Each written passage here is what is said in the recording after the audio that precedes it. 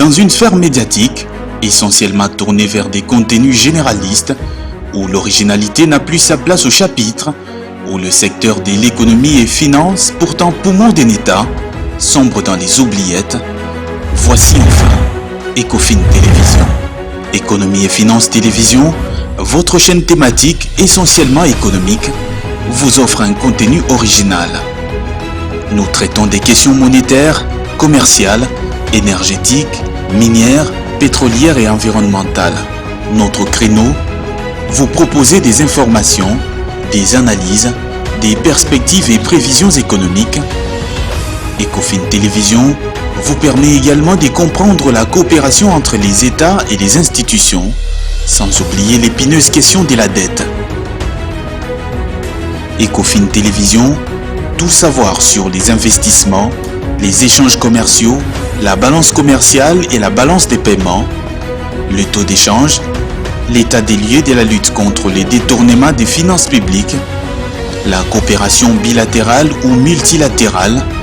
Ecofin Télévision vous explique comment l'économie nationale est directement liée à l'économie mondiale.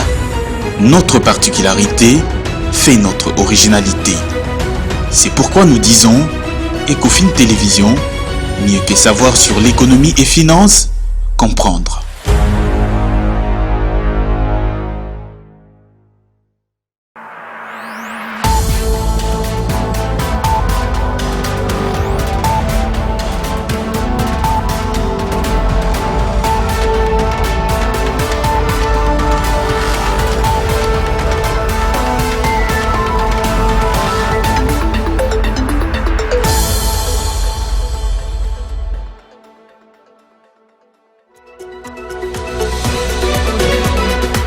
Plébiscité meilleur ministre des Finances africain en 2022 par le magazine économique Financial Africa. Pour les Quinois, c'est le panier de la ménagère qui doit confirmer cela du ministre Nicolas Kazadi. Ils l'ont dit à Claude Kungu et c'est les Chamala. Toujours dans ces journaux, la rédaction d'Ecofin Télévision a fait l'état de lieu sur la santé universelle dont les Congolais attendent les répercussions avec impatience. C'est suite à la journée internationale de la couverture santé universelle célébrée chaque le 12 décembre de l'année. Voilà tout pour la vitrine de votre journal, les développements et de bien d'autres sous peu. Bienvenue à toutes et à tous. L'économie de notre pays se porte de mieux en mieux. Ces propos sont du président de la République démocratique du Congo lors de son discours sur l'état de la nation le samedi 10 décembre. Félix-Antoine Tshisekedi est revenu sur le progrès réalisé notamment dans le secteur des hydrocarbures et de l'énergie. L'extrait que vous allez suivre est choisi pour vous par Juvette Mbelou. Suivez. Que dirions-nous de notre économie en 2022? Elle se porte de mieux en mieux. Vous vous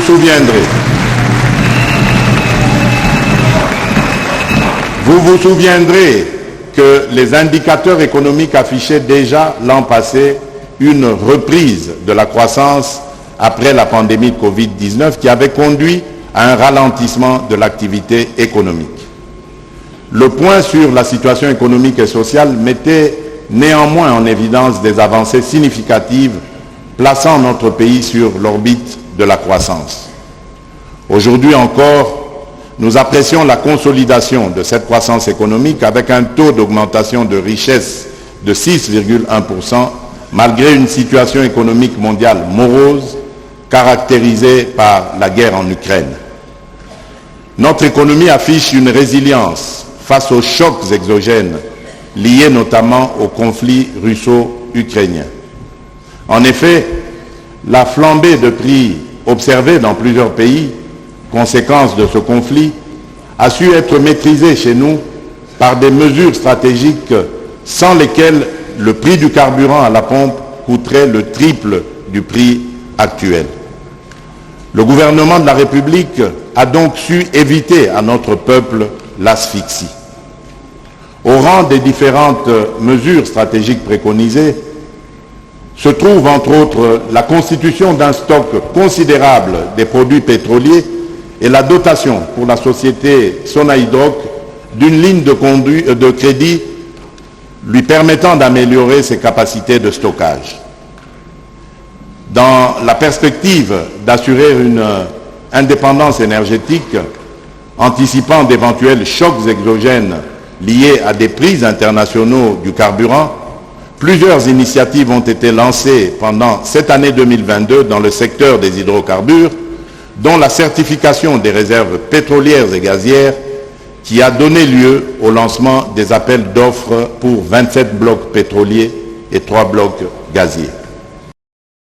C'est un ouf de soulagement pour les étudiants. Après les 100 premiers, le lot de 120 bus Trans-Academia est arrivé à Kinshasa depuis le 11 décembre dernier. Ces engins roulants ont été réceptionnés par le ministre en charge du transport, voies des communications et des désenclavements, Chérubin Okende. Le détail dans ses commentaires.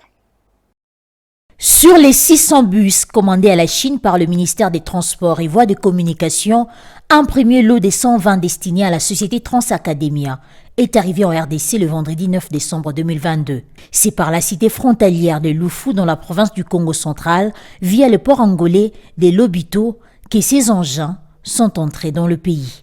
À l'entrée des bus en RDC, les Congolais présents sur place ont scandé des chants à l'honneur du président de la RDC, initiateur de ce projet en faveur des étudiants que le ministre de Transport Chérubin Okende matérialise. Ces bus de marque Onkai qui viennent résoudre le problème des mobilités des étudiants comme l'avait promis le chef de l'État congolais lors de sa visite à l'Université pédagogique nationale le 5 mai 2021 sont venus avec des pièces de réchange toutes neuves. Après checking et ravitaillement en carburant, les bus ont pris la route pour la capitale.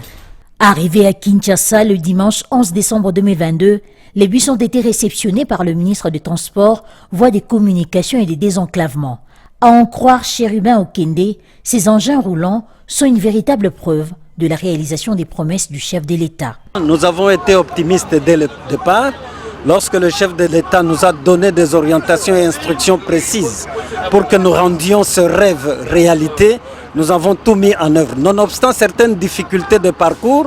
Mais aujourd'hui, je dois dire Dieu merci, nous sommes dans la concrétude de ce projet du chef de l'État. Donc j'apaise la communauté estudiantine qu'avec Félix Antoine Tshisekedi Tshilombo, ce ne sont pas des promesses non tenues. Aujourd'hui, la preuve est là. Donc il y a lieu que nous puissions positiver cette première expérience, que nous accompagnions Trans-Academia jusqu'à sa maturation. C'est au Palais du Peuple, lieu où Félix Tshisekedi avait lancé Trans-Academia, que les bus ont été conduits pour y être stockés avant de rejoindre le dépôt définitif. J'en ai parlé au sommaire de ce journal. Le ministre congolais des Finances a été plébiscité meilleur ministre des Finances africain en 2022 par le magazine économique Financial Africa, une décision motivée notamment par l'accroissement historique de recettes mobilisées en République démocratique du Congo. Sur le terrain, les Congolais appellent à répercuter ces performances sur les sociales. Un reportage de Claude Congo et Célé Chamala. C'est à cause surtout de la mobilisation record des recettes publiques fiscales et non fiscales que le ministre congolais Nicolas Kazadi a reçu la récompense du magazine Financial Africa. Mais sur le terrain, la population insiste plutôt sur la création d'emplois et l'amélioration de la vie sociale. Le peuple congolais a souffert de temps en temps. Les Congolais souffrent beaucoup. Le prix des denrées sont à la hausse. Publicité ministre bien. Plébisciter le ministre des Finances comme le meilleur en Afrique est une bonne chose. Mais nous voulons savoir si réellement il y a la mobilisation des recettes au Congo. Le gouvernement ne peut pas penser à la jeunesse en créant des entreprises.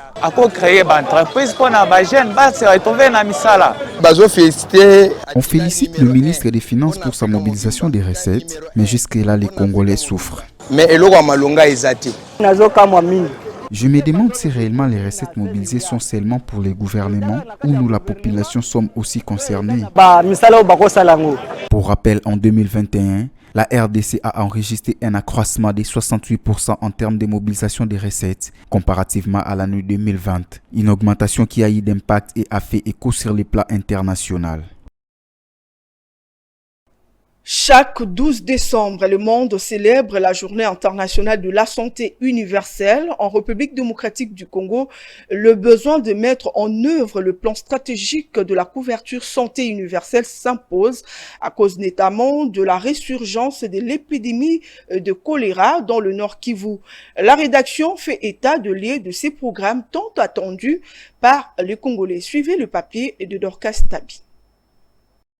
Dans le cadre des objectifs de développement durable, tous les États membres des Nations Unies se sont fixés comme objectif d'atteindre la couverture santé universelle d'ici 2030. En décembre de l'année 2021, la République démocratique du Congo s'était dotée d'un plan stratégique de couverture santé universelle. Et en mars 2022, le gouvernement de la République a adopté 5 projets de décret visant la mise en œuvre de la couverture santé universelle. Les résurgences d'Ebola, du choléra et de la COVID-19 se produisent plus fréquemment en RDC. Et les gouvernements dans ses prérogatives et dans l'obligation d'appuyer sa population majoritairement pauvre. L'objectif est de donner l'accès aux soins de santé à tous les Congolais sans que cela n'impacte sur leurs finances. Malgré les efforts du gouvernement dans le secteur de la santé, beaucoup reste à faire à en croire la réalité sur terrain. Certains hôpitaux publics sont en manque de matériel de travail, parfois pas de lit pour le malade. Les SINAMED toujours en grève, un fait qui paralyse une bonne prise en charge de malades. Dans ces circonstances, l'État congolais doit plutôt s'activer à mettre en œuvre son programme de couverture santé universelle, un programme toujours en phase des travaux. Restons-y. Dans le secteur de la santé, l'activité commerciale autour de la vente des produits traditionnels se développe de plus en plus en République démocratique du Congo.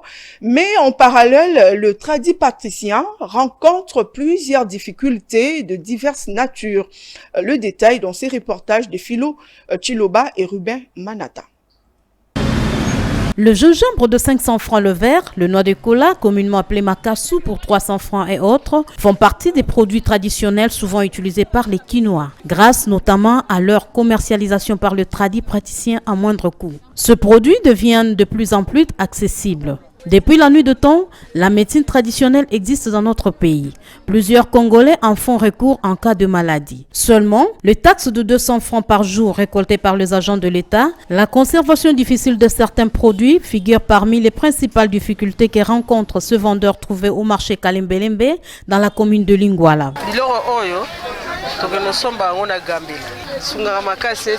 Ces produits achetés au marché Gambela sont des produits très importants. C'est très efficace pour soigner des maladies comme l'hémorroïde et les maux de dos.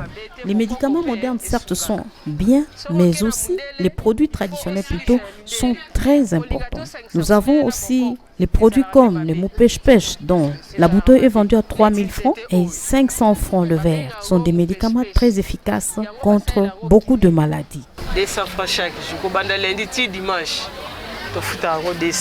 Selon l'OMS, l'Organisation mondiale de la santé, plus ou moins 70% de la population africaine recourt à la médecine traditionnelle, surtout en milieu rural.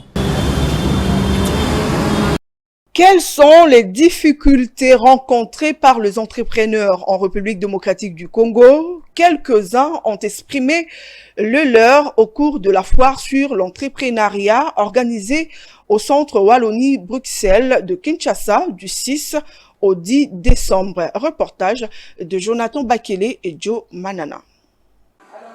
Face à la conjoncture économique en République démocratique du Congo, plusieurs Congolais, en particulier des jeunes, ont fait le choix de se lancer dans l'entrepreneuriat dans l'objectif de mettre en place leur propre entreprise et par conséquent lutter contre le chômage et accompagner le pays sur la voie de l'émergence. C'est au cours de cette foire sur l'entrepreneuriat organisée la semaine dernière au centre Wallonie-Bruxelles de Kinshasa que les jeunes entrepreneurs congolais ont exposé leurs produits et projets pour saisir les différentes opportunités de financement et vendre le produit de leur entreprise. J'ai des impressions positives parce que nous sommes bien traités ici d'abord. Les organisateurs ont vraiment bien organisé cette exposition. Pour nous les entrepreneurs, moi par exemple, c'est ma première fois d'exposer au centre Wallonie-Bruxelles. Ça me fait d'abord une très grande joie Parce que pour accéder ici, c'est vrai que ce n'est pas aussi évident. Moi, je suis un peu plus loin de la ville, mais ça m'aide à ce que les gens connaissent mes produits. Ils évoquent également les difficultés qu'ils rencontrent et demandent l'appui financier du gouvernement. Bon, les difficultés, d'abord, on n'a pas assez d'argent. La grande difficulté, c'est que si vous avez de l'argent, vous pouvez faire quelque chose de meilleur. Là, nous sommes en train de nous débrouiller, en fait. Vous pouvez voir mon emballage. Je suis fière de ça déjà, parce que je suis bien avancée. Parce que l'essentiel, c'est ce qu'il y a dedans. Mais nous devons avoir un produit bien fini et bien propre que nous pouvons même envoyer à l'étranger. Bon, d'abord, c'est le financement, parce que pour organiser une structure telle que celle-ci, il faut être fortement financé. Tandis que chez nous, en RDC, bon, les institutions financières sont un peu compliquées. Donc là, nous sommes en train de débrouiller par les moyens de bord. Présentement, je peux profiter à partir de votre antenne pour toquer aussi aux institutions internationales qui peuvent nous venir en aide. Ils évoquent également les difficultés qu'ils rencontrent et demandent l'appui financier du gouvernement. À en croire certains observateurs, le gouvernement congolais devrait avoir un œil regardant pour encourager et aider financièrement le jeune entrepreneur pour réduire le taux de chômage dans le pays. À la veille de fête de fin d'année, le prix du maïs a connu une hausse sensible dans la ville de Bandundu suite aux violences armées déclenchées à Kwamut, au Maïndombe. Un sac de maïs qui s'est négocié à 65 000 francs congolais s'achète actuellement à 165 000 francs au Congolais. Suivez. Le prix de la farine de maïs connaît une flambée dans la ville de Bandundu depuis le début de ces mois de décembre. Cette situation se justifie par la rareté créée sur le marché, par la paralysie des activités dans le plateau de Bateke suite à l'insécurité et au conflit territorial. Pourtant, c'est les territoires de Kwamut qui ravitaillent en majeure partie le chef-lieu de la province du Kwilu en maïs et autres produits agricoles. Il y a moins d'un mois, une mesurette de farine de maïs s'est vendue à 12 000 francs congolais et aujourd'hui, il est revu à 17 000 francs congolais. Un sac qui s'est négocié à 65 000 francs congolais s'achète actuellement à 165 000 francs congolais. Selon le vendeur, les prix de maïs a haussé parce que le vendeur qui les produisait dans le plateau de Bateke à Kwamut sont en fuite. C'est pourquoi les maïs est devenu rare et connaît une augmentation de prix. La population de la ville de Bandundu appelle le gouvernement à instaurer la paix dans ces coins du pays pour que le produit revienne aux prix normaux. Page noire dans ces journaux, décédé depuis le samedi 10 décembre dernier dans la matinée, l'artiste chanteuse Elisabeth Tchalamouana, alors très influente dans le sillage de politique, une icône de la chanson congolaise dont la rédaction d'Ecofin Télévision brosse son parcours dans ses récits. Suivez. Disons que Nazali artiste n'a déclaré que natika musique.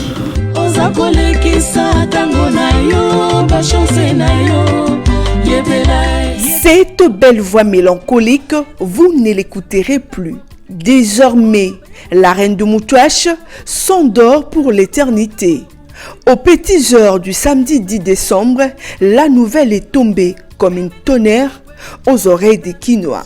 Elisabeth Tchalamouana, de son vrai nom, est née le 13 mai 1958 à Lubumbashi, connue pour plusieurs chants en Chiluba.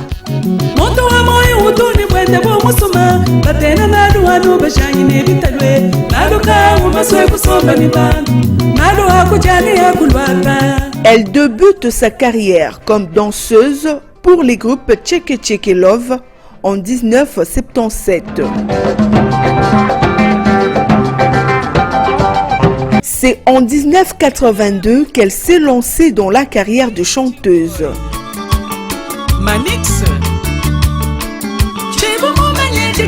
Plusieurs chansons à son actif.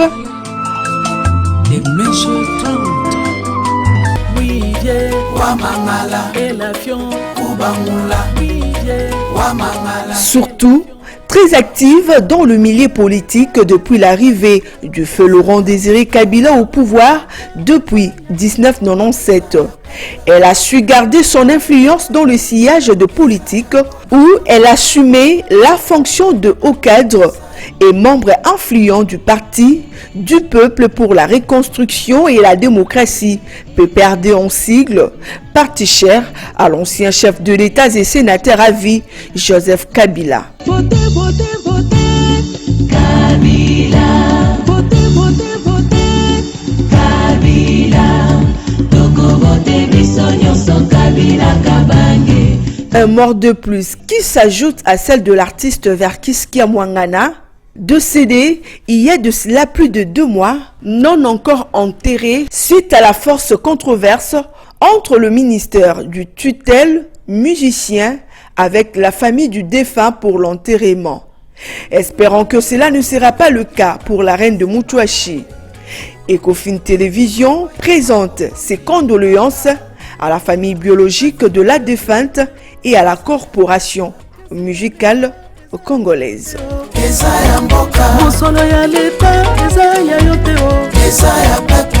Place à présent à la revue de presse avec Juvette Mbelou.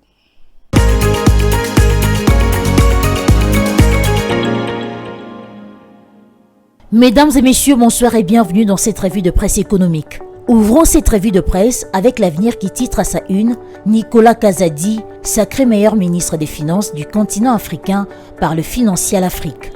À en croire le journal, l'image de la République démocratique du Congo s'améliore progressivement sur le plan international depuis l'instauration d'une diplomatie agissante du président Félix-Antoine Tshisekedi qui permet aux différents secteurs porteurs de croissance de servir de miroir pour attirer les investisseurs. Sur le plan des finances publiques, tout a commencé le 20 septembre 2022 lors d'une cérémonie organisée par le magazine Forbes à New York aux États-Unis d'Amérique qui avait reconnu le mérite de quelques Congolais qui ont et continuent d'exceller dans ce domaine. Parmi ces Congolais, le ministre des Finances Nicolas Kazadi occupait une place de choix pour ses performances indiscutables sur le plan économique et financier, renseigne le confrère. Pour le journal, les raisons pour lesquelles Nicolas Kazadi occupe la première place des ministres africains des Finances sont reconnues de tout le monde. La RDC connaît un accroissement historique des recettes publiques depuis la nomination de Nicolas Kazadi à la tête du ministère des Finances au mois d'avril 2021. Les recettes domestiques collectées en 2021 ont connu un accroissement de 68% par rapport à l'année 2020, les ramenant à 11 680 milliards de francs congolais contre 7 400 milliards de francs congolais en 2020. Cette augmentation a eu un impact positif en matière des finances publiques en RDC. Poursuivons cette revue de presse économique avec EcoNews qui accorde une place de choix à l'accord RDC-Ventura et titre « Accord RDC-Ventura ». À court d'arguments, le Congo n'est pas à vendre à terre. Selon le journal, l'accord conclu le 24 février 2022 entre le gouvernement de la République démocratique du Congo et le groupe Ventura de l'homme d'affaires israélien Dan Gertler enlève à certaines ONG principalement le Congo n'est pas à vendre les raisons de leur existence. Habitués, indique les traits hebdomadaires, dans le Congo bashing, le Congo n'est pas à vendre. Se voit déjà au chômage tant que l'accord RDC-Ventura court-circuite dans ce qu'elle adore les plus, c'est-à-dire vilipender, diffamer aux fins de nuire à Dan Gertler. En concluant en toute transparence avec le gouvernement de la RDC, Dan Gertler a coupé l'herbe sous les pieds de quelques ONG dont le Congo n'est pas à vendre. À court d'arguments, poursuit le journal, le Congo n'est pas à vendre. Se démène pour justifier son existence, ravivant sans convaincre un dossier clos entre Kinshasa et Dan Gertler. Terminons cette revue de presse avec Forum des As qui titre « SONAS, le nouveau comité aux commandes ». Nommé au terme d'une série d'ordonnances présidentielles, rendues publiques en date du 15 novembre 2022 par la nomination des animateurs, des entreprises publiques et établissements publics de l'État, le nouveau directeur général de la Société nationale d'assurance a pris les commandes de l'entreprise les week-ends derniers au terme d'une remise et reprise avec le comité sortant, révèle le journal. Maître Clément Désiré Kassongo a pris ses fonctions à la tête de cette société commerciale aux destinées desquelles il va présider désormais pour atteindre les objectifs tant attendus par l'État congolais. Il sera ainsi secondé par Daniel Moussango, nommé directeur général adjoint. Fin de cette revue de presse. Merci pour votre attention soutenue.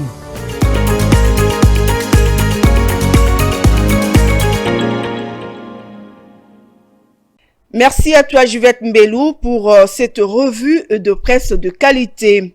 Avant de conclure complètement cette édition d'information, on va prendre le rappel de titres pour tous ceux-là qui nous ont pris en cours.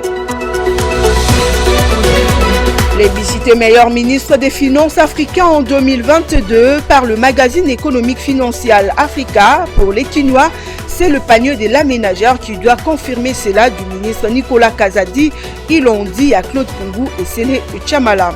Vous avez suivi toujours dans ces journaux, la rédaction d'Ecofin Télévision a fait l'état de lieu sur la santé universelle dont les Congolais attendent le répercussion avec impatience.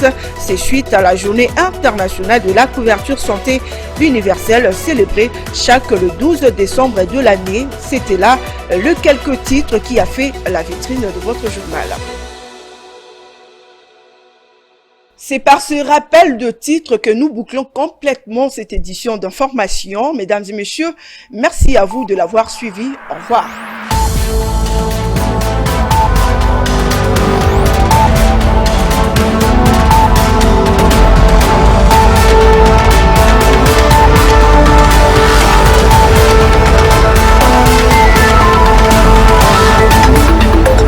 Dans une sphère médiatique, essentiellement tournée vers des contenus généralistes, où l'originalité n'a plus sa place au chapitre, où le secteur de l'économie et finance, pourtant poumon d'un État, sombre dans les oubliettes, voici enfin Ecofin Télévision. Économie et finance télévision, votre chaîne thématique essentiellement économique, vous offre un contenu original. Nous traitons des questions monétaires, commerciales, énergétiques, minières, pétrolières et environnementales. Notre créneau, vous proposer des informations, des analyses, des perspectives et prévisions économiques. Ecofin Télévision vous permet également de comprendre la coopération entre les États et les institutions, sans oublier l'épineuse question de la dette. Ecofin Télévision, tout savoir sur les investissements, les échanges commerciaux, la balance commerciale et la balance des paiements, le taux d'échange, l'état des lieux de la lutte contre les détournements des finances publiques, la coopération bilatérale ou multilatérale. Ecofin Télévision vous explique comment l'économie nationale est directement liée à l'économie mondiale. Notre particularité fait notre originalité. C'est pourquoi nous disons Ecofin Télévision, mieux que savoir sur l'économie et finances, comprendre.